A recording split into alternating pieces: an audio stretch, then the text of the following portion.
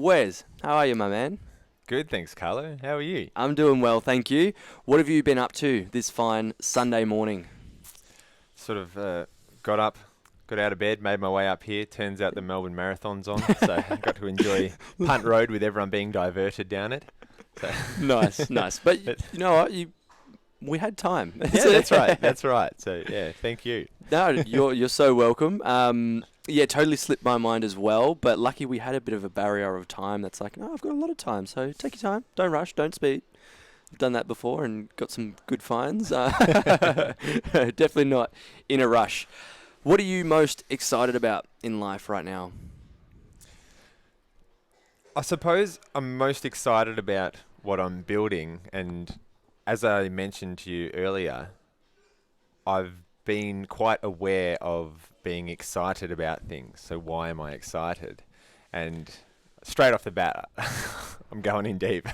But I've noticed that I'm either excited or I'm worrying, and that's sort of how I've lived my whole life. So I'm being more aware of that. So I suppose I'm excited about the MindAim Academy and what I'm creating and what we're building with the wonderful support I have around me. So I'm aware that how much of that is just me looking forward to some future version of myself, and how much is just being happy now or content now with just being, I suppose, and then thinking this is how I can add value. So it's been quite interesting, because what I used to do is get really pumped up about something, but then comes the trough the next day or the day after when I realise, oh no, this is going to be hard work and that was a fantasy, that kind of thing. So in short, I'm really excited about what I'm doing with MindAim Academy. Yeah. And I can't wait to get stuck into that as well. But yeah, I totally get that. And for you, what was that realisation to go, hey, I'm thinking too far to those things that in the future, or those things that I'm being excited about that I guess aren't making me content now? What was that? What made you realise that? It all got to the point where I realised that I needed to do something about it, because I was on this hamster wheel of excitement and worry. Because you've got goals. You've got something you're building, exciting, we're going to talk about, and you know, it's normal to look forward to something. So it's not like you're just sitting there doing nothing and you're like, oh, I'm excited about something. Yes. You're moving towards something, yeah. Yes. Constantly moving towards something on the journey. And I got to this point where I realized that I had to change. And so I was taking on everything. And I was running 8 different projects at one time. It was ridiculous. Mm-hmm. And when I looked at it and thought, well, why am I doing this? I realized there were 2 things that I was doing. One was, I'll be happy when one of these 8 things takes off, and I'll be happy when one of them's, you know, bigger than the last company that I built, White Pony Entertainment, and then I'll be happy, and I've got 8 times the chance of something working by doing 8 things. Really flawed thinking. And the other part of it was I was keeping so busy that I was keeping ahead of my worries. So then when I would stop, then the little worries would catch up with me. It was like, okay, I need to stop doing this. And that was when I sought the help from people who I guess knew and could help guide me. And I started reading the right books and meditating every day and doing different courses and things, and just really started exploring this and looking at the subconscious that was running me and the old thought patterns and the old familiar, and then just started breaking all of that down. Yeah. Awesome. And definitely some points that I can take away from that. So for myself, who we've spoken briefly, I guess, over the past couple of weeks, checked you out on Facebook and Instagram and all of that. Don't know too much about you. And also for the listeners that don't know too much about you, can you give us a wrap up of your life from start to where you are now and everything that you're doing? As short or long as you feel you need to share. Okay, sure. So I was born in country Victoria. Where? And in Hayfield, well, in Sale, Gippsland Base Hospital. Yep, but nice. Grew up in Hayfield, a little timber mill town, lovely little town. And when I was almost 16, I moved down to the suburbs. My father was working in Melbourne, and I was playing cricket at St Kilda, and I think I did 21,000 kilometres in a cricket season. So and Dad was travelling back, I think, twice a week, so we moved to Berwick, and I lived there for 7 years, and it was wonderful. I think because life sped up, and so now it's, I guess, in retrospect, in hindsight, I can sort of look at what I was experiencing growing up. So when I was in Berwick for that 7 years, I got to do the whole go to a new high school in year 10 and, and experience that, which was quite interesting, but yeah, really, really enjoyed my time at school. Went to university, studied entrepreneurship at RMIT, and out of that, I started White Pony Entertainment, which is predominantly doing nightclub events. So I was doing that, and I didn't really know what I wanted to do, so I went back and did another undergrad at RMIT. I did marketing. And as I was moving forward, just trying to work out, what am I doing with the events? And then it was 2011, and I finally got my hands on the Berwick pub. And back then, no one had really put Melbourne DJs out in the suburbs. And this was when the underground was really starting to take off. That underground, the start of the Melbourne sound really started to come up. Is that like the orchestrated sort of era? Yeah. Heath Renata and Mike Metro and a bunch of others that I no doubt I'm leaving out. But that Stevie Mink, that's right, that movement. And it worked out really well. So a mate of mine used to Mind DJ. you, that's like when I was going out. So I love it. Yeah. I'm like, yes. Yeah. And had this opportunity to run an event at the Berwick pub, and I've got a soft spot for the Berwick pub because I used to go there every Thursday. My great-great-grandfather used to be thrown out of there drunk in the 40s. And in the 40s? Yeah. Wow. Yeah. Yeah, my Nana has a few stories from back then, which is always interesting, always fascinated hearing about what it was like before I was here. And we did this event, and I had a couple of DJs. I think it was Heath and Stevie play, and they were the biggest underground DJs in Melbourne because it was kind of like the underground versus the commercial back then. It didn't blend till a couple of years later. Yeah. And we just absolutely smashed it. We sold out this event 3 days in advance. Unfortunately, we couldn't have fit more people in because, it was excellent. And then an experienced promoter from down the road ran an event with a big commercial DJ, and they didn't do that well. And then after a few months, he's like, "Who's this White Pony?" Thankfully, we had a mutual friend, and then he worked out who I was, so we could meet up, and it just worked out well that I nailed that event because then he's like, "Oh, well, let's work together." And that was when we were sort of reborn. And then 2012 was more DJs, taking more DJs to the suburbs and launch these other events. And that was a really great time. That was where I got the chance to experience what it was like as a 25-year-old just to have these experiences like making a heap of money. For a 25-year-old with not many expenses, it was kind of silly for a small period. It was kind of short-lived. It would go up like this, but it'd be a few months of this is awesome, and then a few months of this is tough. Go through summer, and everyone goes away for holidays and Christmas and whatever, and experiencing all of that. And then the hard part was the class of 2013 didn't come out in 2014. It was like Tinder came out in the later part of 2013. And there was also all these other changes. It was, so, for example, girls and guys would get validation from getting likes on social media rather than being hit on at the bar. And the health craze sort of started to come in. And it started to change, and I was a bit stubborn, and I didn't want to pivot from the model that we had, but the model that we had wouldn't work. So it was like I was using yesterday's business practices today, which ensured that I wasn't going to be in business tomorrow, that saying. And so after that, I was like, okay, I'm sick of this. It was either pivot into boutique festivals or do something else. And I thought, I don't trust the market. I've had enough. burnt a bit of money, I want to do something else. Yeah. And that was the process of what am I doing? That was taking on everything. And it was kind of difficult going through having, I suppose, that success, even though it was probably like 2 years of going pretty well overall. Some good events, some very bad events in there.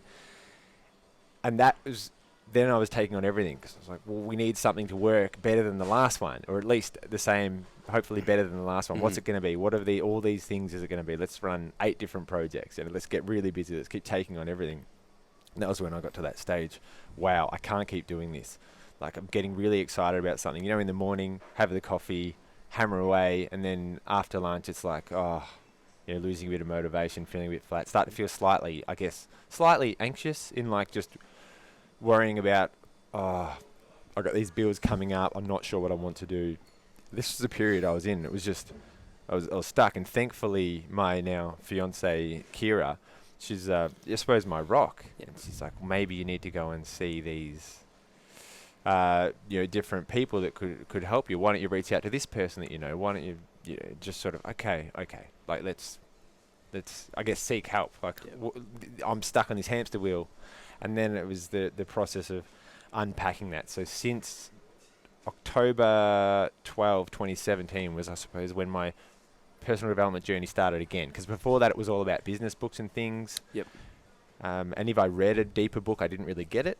But after this period, I started to get it. And so since then, I've been meditating, like around about 600 days in a row. And that's sort of advanced. And then Buddhist classes and learning from Buddhist teachers and monks and nuns and just John D. Martini's breakthrough experience was wonderful and having a podcast myself and just having a platform for all sorts of different people to share their knowledge in the broader area of the mind so I can understand why I do what I do and help others I suppose learn the same. So I see the fascination with this magnet of our own familiar pulling us back to, as they say, what we learnt between when we were 0 and 7 that runs, 95%, of our subconscious, 95% of our subconscious, which runs us. So that's fascinating looking at that and then just being aware of everything that happens. Why am I feeling this way? And just being really aware of that. And then I got to the stage where it was like, well, I love running events. I love being around people. I love helping people. I love learning. I don't mind a bit of digital marketing. Then it's like, okay, this is what I'm going to do. And then it's been about a year now into this project. And as they say, things take 3 times as long, cost 3 times as much. So I'm a year in and it kind of feels like, what have I been doing? This and that. But so I suppose that's me. Yeah. Awesome. I definitely know, like, I love how it's very similar to my story, how you noticed what you loved doing and you noticed what you were good at and then you were like, okay, let's blend them all together because there is ways to combine everything and create something else and something that you love doing and you're also good at that also serves other people. And the stuff you're doing now is amazing. What are you doing now? What is happening? What's available? What are you working on? Yeah, so I've called it the MindAim Academy. So MindAim. And the idea with that, as I get more and more specific with this, the idea of that is to focus on our limiting beliefs. So it started off, okay, well, let's do the events. Let's run 4 events this year, which I've since, as it changes, I've decided, no, we'll do 3, get the online component going better. Yep. Rebrand the podcast, which was one of those projects that I started back in the 8 projects days, or just after that. That was just bring these different people in to learn from them that are doing cool stuff. So I'm just going to keep those episodes there, rebrand it. So how it happened is I started to get different people, attract different people, I suppose, to my network, sort of how it works. I guess we set the intention or we see what we look for. Seek and you shall find. And finding these different people who are in NLP or they're quite spiritual, even business mentors, whatever it might be. I thought, well, great, we can have them start sharing. So now it's every Tuesday, 8 p.m. in our group. They come on, they share. And the idea is I will then put that on the podcast. And it's like, well, where else can I help? Who's ready to go to the next level? And I'm in the process of putting together, I suppose, the next tier of offerings and looking at, well, what event can I now create after the first 3? Can I create a bigger event? And trying to get back to what was so good about the events that we ran back in especially 2012 and 13 and a little bit 14, like some of those great events. So what I was doing back then is I thought to myself, I love that we're creating this space for people to come and have fun. And I remember this was my thought on White Pony Entertainment, that we would create a space for all these kids from mostly out in the suburbs to kids, but 18 plus of course, to come in and just forget about whatever they're having to deal with through the week, whatever, whether it's at home or the job they don't like, whatever it might be, they just are able to come in, take on whatever persona they like, and just have fun, have a few drinks, have a dance, meet people, meet these DJs, or, we'd get different celebrities come in from time to time, whatever it might be, just offer them this really fun time to have to help them out. And I loved being able to provide that. And I felt, after looking back, the last couple of years on that, I thought that was wonderful. But I was kind of creating a distraction. I was kind of creating yet another distraction. So this time around, it's like, well, let's actually figure out, what are we avoiding? So personally, what am I avoiding? And if I'm avoiding something, given I'm human and everyone else is human, perhaps they're also avoiding something. Mm-hmm. So let's look at that. Let's unpack that. Yeah. So what are people avoiding? I think people are avoiding, I suppose, speaking for myself, I'm avoiding sitting with myself. There's this question, and which some of us ask ourselves more than once: is there a point to anything? And sometimes when I ask myself that question, I'm probably not in the right mindset, and I think back, I was probably a bit nihilistic. So with that, why are we here? What is the meaning of why we're here? And I think that, given that our time in this life is reasonably short, given that every year seems that it's quicker, I think there's this tendency to not want to confront that maybe, there could be an afterlife. It could be a simulation. Our purpose could be to create AI. There's so many different things to consider to put this together. So I think that it's having that realization that okay, it's my responsibility to make the meaning. Mm-hmm. It's my responsibility to do whatever I want to do. So I think it comes down to that. It comes down to, am I ready to take responsibility for my life, and for the fact that I know for sure that I'm in this physical life for X number of years. I don't know how many years, but I know I'm here now, definitely. Mm-hmm. I think that's a given, And what am I going to do with that? So I think that's what we're trying to avoid, is not wanting to look at, we're here for a certain amount of time and we're responsible for everything and how we react to everything. Okay, this brings up a really deep rabbit hole. So we're avoiding not taking responsibility for our own life, but then also avoiding not realizing that we're here and what we can do. Is that right? Yeah. So we're avoiding realizing yes. that we have unknown amount of time here as our human experience, and we're kind of just living thinking that we're not asking those important questions of, why am I here, what can I do, or how can I impact during my experience. Yes, you could see how asking oneself such questions could bring up a bit of pain sort of caught in there. And this could be, see, when we go in, there's all this emotion in the way. Yep.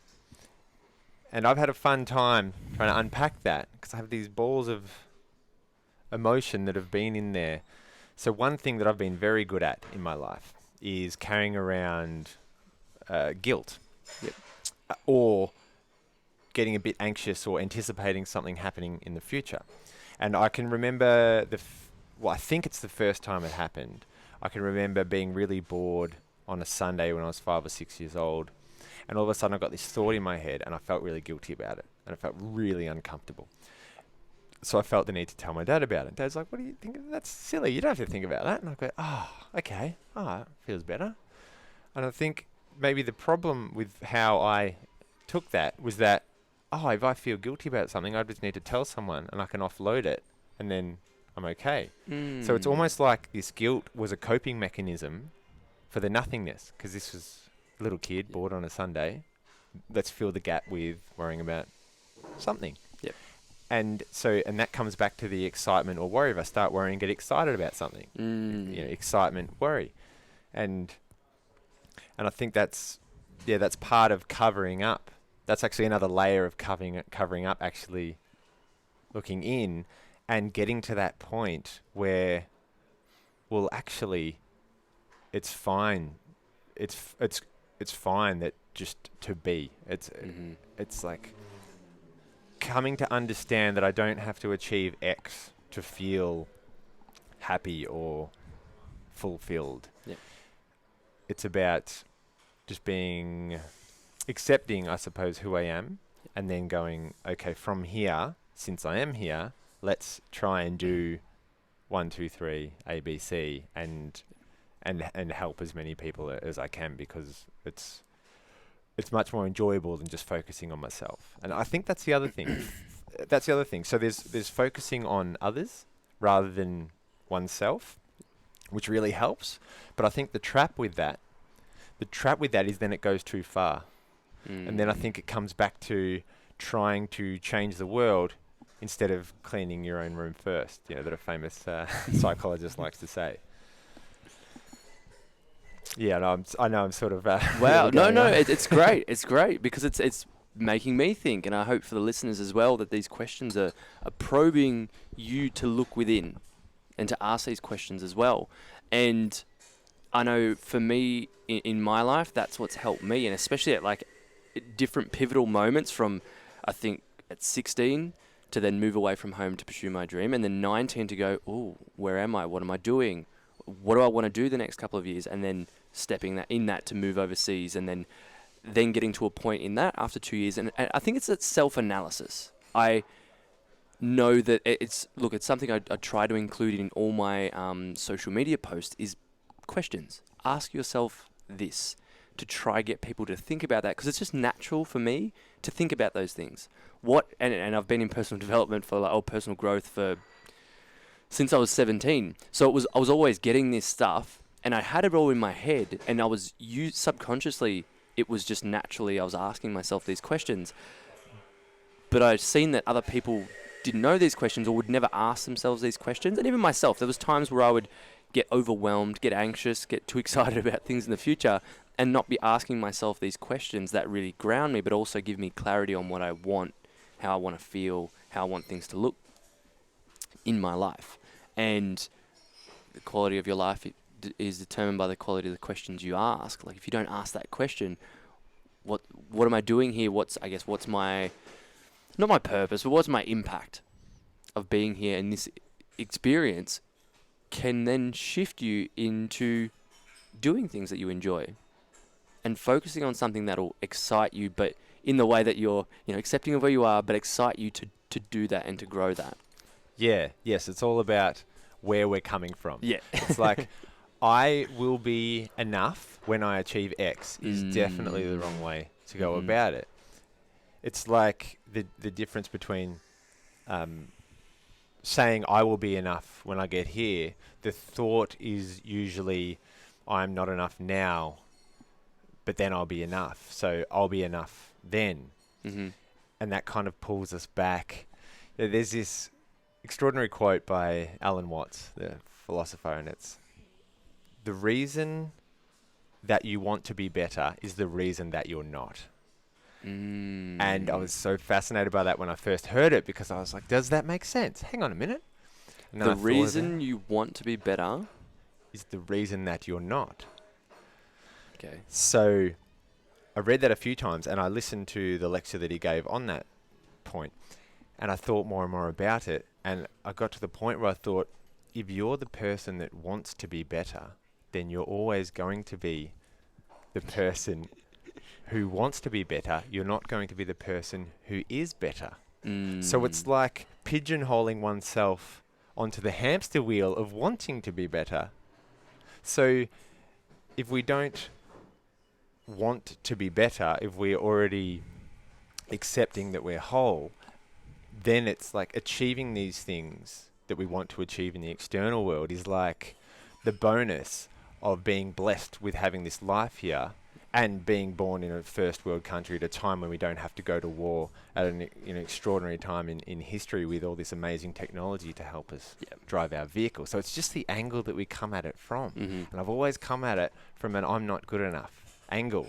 And that's no good. That's on the hamster wheel and the magnet back to the familiar. And it's like, okay, well, that hasn't worked, the first 30 years of my life, now 32. So yeah, the last 2 or so years is like, let's sort this out. Yeah. Amazing. Yeah. Would you say you are living your purpose?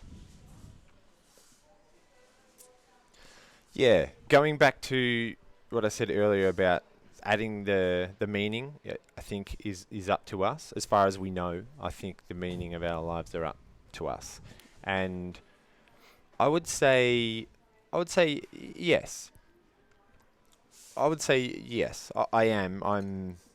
I'm here to help others, and it's changed in different ways on how I've wanted to help others. But I think I'm going in that direction of I want to understand fully this whole limiting beliefs and breaking down this situation of self-worth, and then help others to achieve the same. So I was trying to work out, what is my exact life purpose? And this is over the last few weeks, and met up with a couple of different people and did a couple of different things. And John DeMartini's Value Determinations test, that free test online, I did that again. Strongly recommend that. Was mentioned in episode... I should know this. When DeMartini was on, yeah. Yes. Yeah, that's awesome that you had him on. He's fantastic. Unreal. And his breakthrough experiences and... live events, unreal. Yeah, I absolutely love the breakthrough experience, and that really helped me on this journey. I did that in July 2018, nearly a year and a half ago. And I wrote down this line. I was unpacking this thing. I met up with a really interesting guy who trains TEDx speakers out in Casey, southeast of Melbourne. And we are made up of our biology, our spirituality, and our culture. And that was one of the things that I also used to try and work out, okay, what am I doing? What am I here to do? And using some of the Buddhist philosophy that I've learned quite a bit over the last year and a half. And basically, I came up with to know thyself and to help others realize the same. Yeah, to know thyself and to help others realize the same. And so I thought, well, to know thyself is to understand our true nature and to understand that, well, the only reason that I think something is because I'm thinking it. So I could think something else if I wanted. But that's kind of like the layer of thought. Mm-hmm. So an epiphany I had a little while ago was that I always live my life in level 2 and level 3. I've since, in retrospect, called them. So level 2 is the goal setting, planning, getting up early, ticking off a to-do list, affirmations, planning a business. And then level 3 is the vehicle in the external world. So our body, our business, the fight that we're here to fight, what we're here to do physically. I didn't realize there was actually a level 1, which is before thought, right underneath the levels of thinking, which direct our way of thought. So it's understanding, hang on a minute, to move around the words of Descartes' quote, I think, therefore I am, when Eckhart Tolle did it so well, I am, therefore I think. So I exist first, and because I exist, I have the ability to think. And so realizing that we are not our thoughts, that was extraordinary. So, okay, there's level 1. So from this point, there's nothing that I actually need to worry about. And it's easy to get carried away, and sometimes, I get carried away with things and worry about certain things, but it's just coming back to that. Actually, I exist before I think, so it doesn't really matter what I think, because I'm just thinking that. Yeah. So get back to level 1. So that's, yeah, so yeah, I suppose that's realizing that and helping others realize the same is my purpose. Yeah, that's awesome. What a giveaway for everyone. Even for me, I'm like, I need to listen back to this to write some things down. What is the worst thing that has ever happened to you, and how is that the best thing that has ever happened to you?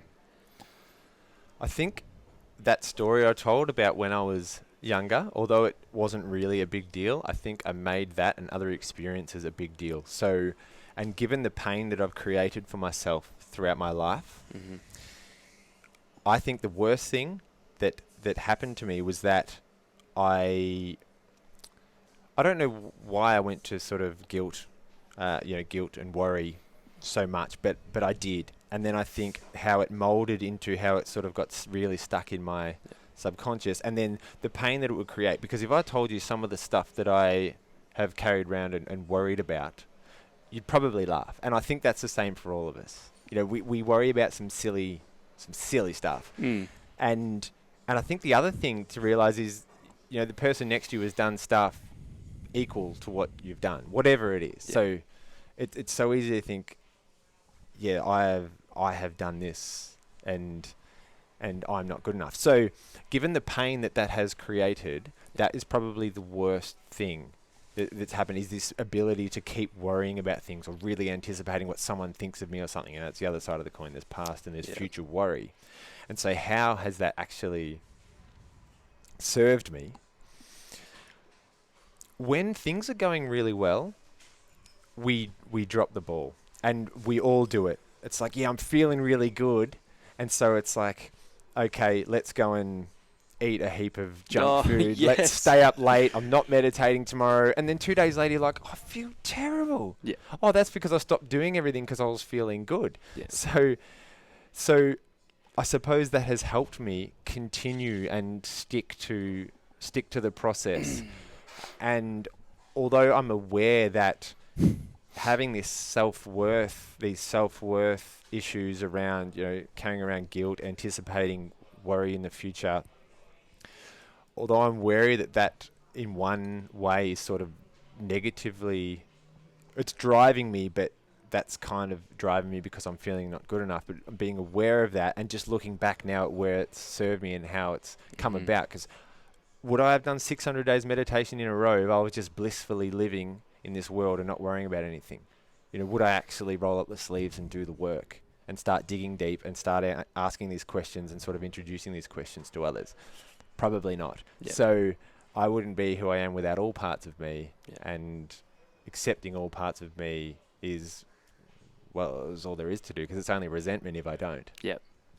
I love that. And it takes me back to an analogy of like thinking about in business with momentum. And it's, you know, you've got to make a change and then start doing things consistently to build the momentum. Then when you've got it, you still need to do it. It may not be the same required effort as it was at the start. Like when an aeroplane takes off, it uses like, I don't know the exact, but it's like, let's say, I don't even know what to do. How to explain it. It's like 90% of it's like fuel and power to get off. It's just getting off. Once it's in the air, it cruises, but it still is using, the engine's still on. They don't turn the engine off when it's in the air, or it would drop. I feel the same when it came to the exact same example, where I'd be doing really well. I'd be meditating. I'd be journaling. I'd have my morning routine. And for 3 weeks, it was hard to stick to that. You got to make it a habit. And at the start, it was difficult and challenging because it was something different, and it required me putting in the work but taking the time. But then when I started getting it, it was like, yeah, I feel good. This is great. It became a good habit in my life. And then I stopped doing it because I was like, I feel good. And then things started to turn the engine off, and the plane started to dip. And it was like, again, why am I feeling like this? Why am I not grounded? Why am I overthinking everything? Oh, well, I have to go back in. And that's okay, knowing that I did turn the engine off, but I can turn it back on. And I can start again and get that momentum back. Business, it was the biggest wake up for me. It was like, everything's been so consistent. Now I can chill. I can go to Bali. I can relax and then come back from Bali, and it's like, how come I got no customers? How come I got no listeners? How come I've got nothing? Because I stopped everything. I turned everything off. And I love that because when you start, how you were saying, how you start getting back into those things, you notice to be in that blissful state and to be in that, I guess, that state you want to be in. It's just that consistency over time. Persistent consistency. Yeah. Yeah, absolutely. It's just, constantly chipping away. So I have this, well, when I told one of my close mates about it, Josh Giuliani, I told him about it, and he goes, "Oh, mate, that's the dose method." Like, he put the words around the other way. So it's diet, organization, sleep, and exercise. So if I can get that right for like my physical self, then I know I'm in the best spot to then train my mind and do the work that I need to do. Because if I'm lacking sleep or not eating the right stuff, whatever it is, then that's going to affect me when it doesn't necessarily need to. I can do something about it. Yeah, 100%. What is the best advice you've ever been given? I think it would be understanding the difference between our life and our life situation. So our life situation being, I've got to pay these bills, my business or my job isn't going that well, I'm worried about my family members, I'm stressing out because the Joneses have just got another car or going on another holiday, the government's just done something, traffic's bad, life situation. But then there's our life, which is again coming back to level 1, because that's all level 2 thinking, all of that, Level 1, it's like, oh, well, actually, right now, like, this is wonderful. So it's like I could be thinking, oh, I've got to drive through that traffic again on the way home. The marathon's still on. Thinking about it, oh, that's life situation. But life is like, well, this is great. Like, we're not about to be eaten by a saber-toothed tiger. We're not in any danger right now. No danger worth worrying about. It's wonderful, and therefore, it's thinking, well, okay, I don't need to anticipate, say, the traffic down Punt Road for this example, because it's not happening right now. Like, I can prepare for it, but there's no use worrying about it. So it was seeing that difference, and it was like, we are not our thoughts. So our life versus our life situation, and we can change how we're feeling like that. And it is easier said than done sometimes, definitely. But it's knowing that we can. That was just really powerful, understanding that. Yeah. And maybe that bad day that you're having is just a bad day, not a bad life. Yes. Yeah. Yes. Absolutely. Yeah. Absolutely. Things always seem to work out. Would you say that would be, because if you're preparing, as you were saying before, if you're preparing for something in the future, that like a traffic to be bad, or I hope no one hits my car while I'm driving, and you're worrying about, that's taking up a lot of energy and mind space to think about something that hasn't happened. And the same if you're carrying things from the past and bringing that in. And I think that's what really takes people out of the present moment, to actually be the observer of their thoughts, to just zoom out. And I remember the analogy was like, imagine you've got a drone above your head, and if it's right next to your head, you're pretty worried, and you're going, I can see it. What's it going to do? Is it going to zap me up or something? Like, it's going to hit me? And that's like you thinking, what's going to happen in the future? What am I bringing from the past? Oh, that person said that to me in the past. Are they going to think the same now?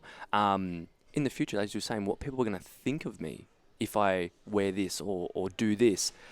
If you just take that drone a little bit higher, the pressure kind of goes away of all that, and you go, okay, what actually really matters? Well, I've got to be comfortable with myself. Like, if that happens, that's what happens. That's life. Zoom it out even further. Like, go another 100 meters higher and go, okay, why am I actually worried about that? Oh, like, let's say, for instance, another car hitting me. If it happens, okay, I've got insurance. Like, as long as I be present and I do what I need to do on the road, I'm doing it the best I can to avoid that situation. Zooming up even further, if someone hits me, that's them. I will deal with it at the time that something like that happens. But if I worry about it happening before it happens, I've got friends that don't go on planes because they're like, the planes will drop. the planes crash all the time. And I'm like, I was on a flight, and this young girl next to me, she said we're in the emergency lane and we had to get that talk. How they're like, "You okay to help?" And I was like, "Yeah, sure, I'll be the hero." And this girl was like, "You got a bigger chance of being kicked and killed by a donkey than a plane going down." And I'm like, "Yeah, okay. I don't know if that's true or not," but she's like, "It's like people worry about things that are just so dramatic, and they watch things like the airplane crash investigations and stuff. When it's like, stop, that's so far in the future. That hasn't even happened. Get into the present moment and think about that." And this is why the news is the way it is. Yes. You know, if it bleeds, it leads. Yep. And given that, I heard what was the stat that however much information, there are millions of bits of information every second or something, and we can only focus on like less than 50 or something like that, bits of information. So yeah, if we're fearing for our life, that's where our focus is going to be. Yeah. The amygdala takes off, and Because it's to save us. Yeah. yeah. I So don't want to die. It's survival. yeah. So you look at the words they use. Horror, shock, exclusive, outrage. Yep. Yeah. What advice would you give your 16-year-old self? Young Wes just needs to learn everything, I think. So there's, you just go through and learn everything. But there are probably two things I would say that young Wes may or may not listen to. One would be meditate every single day, and 10% of all you earn is yours to keep. And so just do those things, but everything else you need to learn. 10% of all you learn. 10% of all you earn is yours to keep. Gotcha. Yeah. It's a Clayson who wrote Richest Man in Babylon. Yeah. Just keep that, Yeah. Because if, I think, if I had started investing when I was 16, it'd be much better. That's great foresight, hindsight of it. It's like, I could probably start doing that and meditate every day and still go through all of the lessons that I need to learn. Yeah, but I suppose ultimately nothing really. Yeah. I wouldn't be right here if I didn't have that path. Yeah. As Steve Jobs says, it's only when we reach a destination that we can look back and join the dots. Yeah, I love that. How do you think people can become more fulfilled in life? I think it's understanding that Alan Watts' quote. I think it's, first of all, I'd say, think about Alan Watts' quote. Yeah, the reason that you want to be better is the reason that you're not. So recognizing the reason why you want to achieve X. And then when we realize that the reason we want to achieve X is because our school teacher in prep told us that our story wasn't good enough, and so we made it mean that our life isn't good enough, and we're living that hamster wheel of our familiar, just letting it play out over and over again. If we become aware of that, then we can sort of move away from it. And by doing that, we can then come at it from a different angle. So then it's like, whoa, everything's great because I'm here, I'm happy, I'm healthy. Now what can I do to help others? It's not from I'll be good enough when I do this. Yeah, so it's coming back to that. That's how we can live a fulfilled life. Understanding level one before we think. Because if we think, it's just going to usually worry us. And what right does my thinking mind have to tell me that I'm not good enough when it only exists because I do? Yeah. So that is how we become fulfilled. It's the perspective. Yeah. And it's not, I think it's important to say that it's not the saying that if you want, we naturally want to become better and evolve because that's how we, I guess, grow. Yeah. And it's not saying that you're not good enough now. It's that we do want to become better, more skilled, more educated, more aware. So looking at that quote, it's not like, oh, I shouldn't be wanting to be better then. It's like, no, it is. But just understand the full... I suppose the average person just looking at that quote would go, well, that doesn't make sense. What do you mean I don't want to be better? That's not what it means. It means identifying with the person who wants to be better is always the person who wants to be better. Yep. So that dangling carrot just keeps moving because you're always wanting to be better. Mm-hmm. But realizing that you are better already, you don't need that to feel fulfilled. But from there's the opportunity to free everything up. To go, yes, I can go and achieve A, B, and C and do it much freer and much more authentically than you otherwise would because your ulterior motive is to feel enough. Mm-hmm. I love that.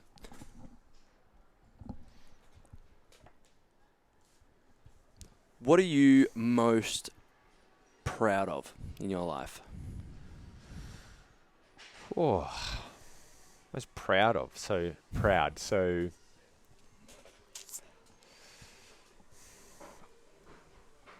yeah, that's a tough one. It's a tough one.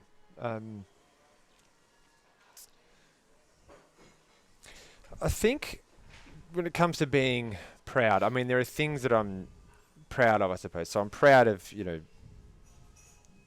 White Pony Entertainment doing what it did. I'm proud of, I guess, the degrees that I've got. There are things like that. I'm proud of winning the Dowling Shield cricket final, for St Kilda and under 16s. That's, a wonderful sporting moment. There are things like that.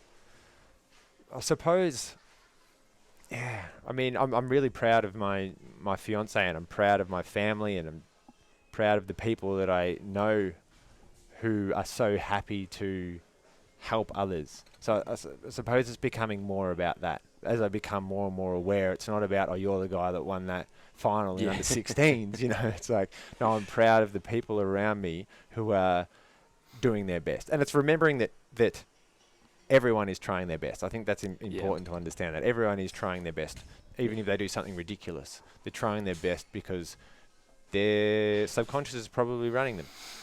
So it's remembering that. But I think I'm proud of the progress that I'm seeing people around me make in their self-worth, in their financial situation, and how much they're willing to help others. So that's what I'm proud of, is the people around me, my fiance, my family, my friends and mentors. Yeah, I love that. What's one change people can make in their life that would have the biggest impact on their life? Understanding that when we have a thought that is limiting or disempowering, Such as? I'm not good enough to run this business. I don't look good enough to wear this outfit to walk the dog. Yep. Anything. I don't have enough followers to do X, Y, Z. Yes. Yep. Yes. Well, you are the best person at being you.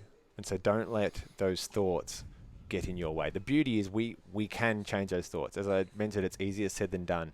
But understand that we can change our perspective. So at the end of the day, people are worried about themselves. So how we worry about ourselves like that, like I can't wear this walking this dog. I don't have enough followers to post this. Someone might say something negative. Yep. Well, at the end of the day, everyone else is worrying about their own stuff to the same degree. So we don't need to worry about that holding us back. So it's recognizing that if we have a disempowering thought, that's all it is. And you are the best expert at being you. So you have something to offer. Absolutely.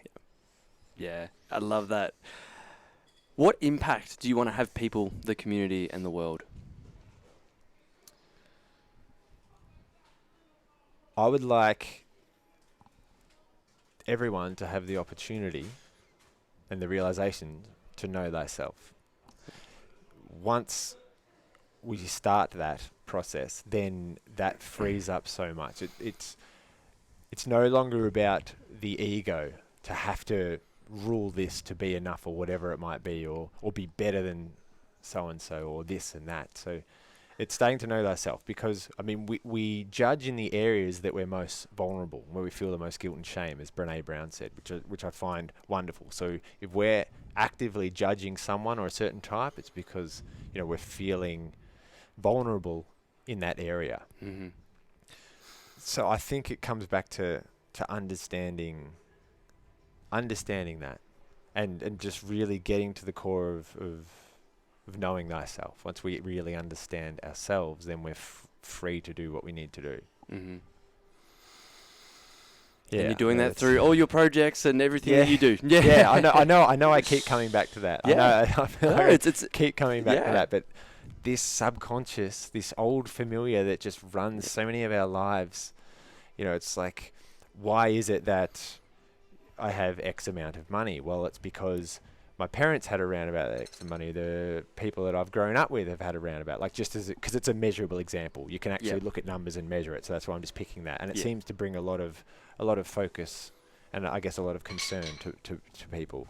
So So it's just understanding, well, there's a reason for that. It's because, I'm really pigeonholing what I think is possible. So actually another thing I just want to add to this. So when I was about 16 or 17, I really wanted to come up with a quote. There's all this wonderful information out there, but I felt like, no, I want to have a quote, but I don't really know anything. What am I going to do? I want to come up with a I quote. want to come up with a quote. Okay. Right? So one of the first quotes I remember, possibly the first one, I'm just trying to spitball in here. Yeah. Well, what am I coming up with? And I wrote down this quote. I wrote, freedom is not thinking you are, but knowing you are. And I thought, that's ridiculous. That doesn't make any sense. And for some reason, I've remembered that. And Sadhguru said something in his book, Inner Engineering. And with a couple of the other things that I've learned, I guess the epiphanies I've had, it came together. Yep. So freedom is not thinking you are, but knowing you are. So thinking that we're free because we can go and do anything, but our anything is this box. What we think the anything is, yeah. Whereas once we know we're free, we know thyself. Literally, anything is possible. Like anything, not in the terms of, I could play in the NBA. But you could, you got the height, bro. Yeah. Hey, maybe I could play NBA 2K. I don't know. Maybe I could own a team one day. Not specifically everything is possible, but we literally think that we're free, but we're just sticking. I'm free. I can go anywhere. Oh well, let's go to Windsor or Mornington. Yeah. Is that free, or is that because I go there all the time? Yeah. So it's understanding that, and again, that's straight back to the magnetics of our familiar putting us back. Mm-hmm. Yeah, which has been the theme. Amazing.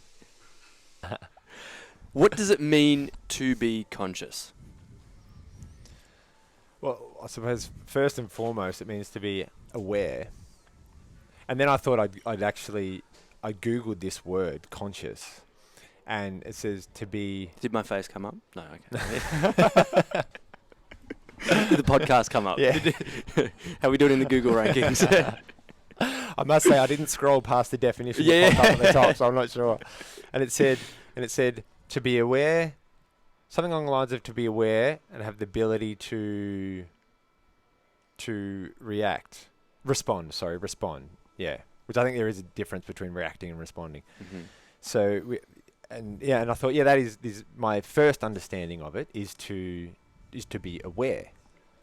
Because I guess we can't say alive because plants are alive, and I don't know if they're. I suppose that's debatable, but conscious, being aware of oneself. And I suppose the deeper meaning of being conscious as opposed to living through our subconscious would be living our life as opposed to our life situation. Our life situation can help, but it can also very much hinder, and given that most of our thoughts are negative or limiting, it's probably going to hinder us. So it's getting back to life. It's understanding that if I have this hour free to spend at the park with my family, with my dog, at a football game, then to just enjoy the moment and not worry about what someone said, what is due at work next week. And also not thinking about how can I turn this into the best Facebook post at the end of the day. That I think as well. I think that takes up a bit of mental space, which gets away from life instead of life situation. Yeah, I love that. Is there anything else you want to share with the listeners? Anything you want to leave them with?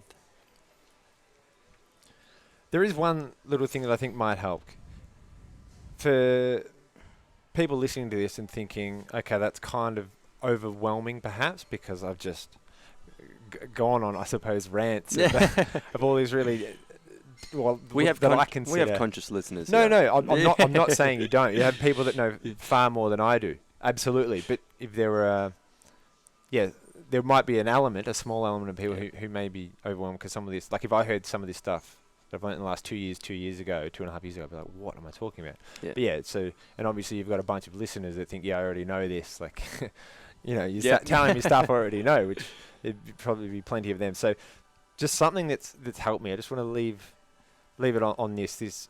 So a few times this year, I've got the point of being overwhelmed. It's about 3 or 4 times. All of a sudden it grabs me. And that moment of, I don't know how I'm going to get out of this, that sort of thing. These bills are coming up, this person's putting pressure on me, I've got to do this. Like just those moments where it feels like everything is going wrong. And it usually comes back to one core thing.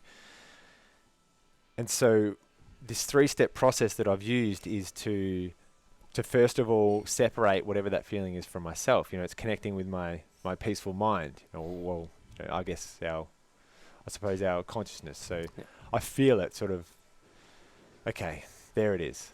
And here's this ball of anxiety, worry, guilt, fear, whatever it is. Separate it from myself. Okay, here's me, just normal me, and there's this thought. And then the next step is to just look at it. And so to let it dissipate, just let it sit. Let it sit there, because if we push it away, it's like a wrecking ball. It'll come back twice as hard and sort of knock us over, showing up somewhere else in our life, kind of like a deep shadow type thing. So, and by letting it dissipate, then we're on to step 3, which is now I can do what I need to do. Now I can go through the to-do list, the checklist. I can plan what I need to do because I've cleared that. And sometimes it's like I need to do A, B. Oh no, this is happening. And then it's like, okay, let's repeat the process. Yeah. Let's separate. Let's let it dissolve. Now we can logically work through what I need to work through. And there's always a way. I mean, things always work out. Yeah, I love that. How can people find you? How can they connect? How can they listen to the podcast and come to all these events and see everything that you do? Yeah, so head over to mindaim.co. It's mindaim.co. You can grab a free membership. We've got so much content in there, and I'm love to share it. There's the MindAim Academy Facebook group. You can search that, join that. My podcast at the moment is called White Pony Network. It's sort of based on the entertainment company. It's changed the last word, but that will soon be the MindAim Academy podcast as I transition that. So yeah, I'd say mindaim.co, and that's got all the links. Yep, and MindAim's on Instagram as well. Yes, you're on Instagram. Yeah, MindAim Academy. Yeah, I'm on Instagram. Just at Wes Pettit, and MindAim Academy is on Instagram. I should probably be more active with that, but we're there. We're there. There's a bit of content up. Yep. Yeah. Awesome. So all the links will be in the show notes below. So if you click on any of that, we can connect. I want to wrap this up by saying I want to acknowledge you for sharing your valuable time with me today to sit down and do this. I know we've been planning it for a while, and I was so excited to get in front of you because I've seen your content and I've seen the stuff you've been working through, and now to hear it on such a deeper level of like your story plus your mindset plus all this wisdom that you've got, that's given me so much value, but I know so many other people that are listening and watching. Thank you so much for that and your time. That's the most precious thing we have, to be here face to face with me, but also for doing the work, for going through what you went through and having those realizations and then putting in the work on yourself to get to where you are now. And again, not going to the point where it's like you're aiming for this. It's like, but you're here and you realize that, and you're constantly doing the work, and human things come up, like things going wrong, pivots that need to happen in life, but you're doing the work to benefit yourself, but then also sharing that with others, which is a beautiful gift. And I share that same mission into sharing, to inspire and to evolve and help everyone grow around us. So thank you so much for that. Anything in this episode, if it's triggered you, stood out to you, resonated with you, reach out to Wes, reach out to myself. We love hearing feedback, and we do want to help you along this journey. And we love, sharing that connection with people. So thank you so much. I can't wait to the next conversation. Yeah, thanks, Carlo. I really appreciate it, and I love all that you're doing and all the wonderful people you're bringing together. So yeah, keep it up. Thank you so much. Until next time, guys. See ya. Bye.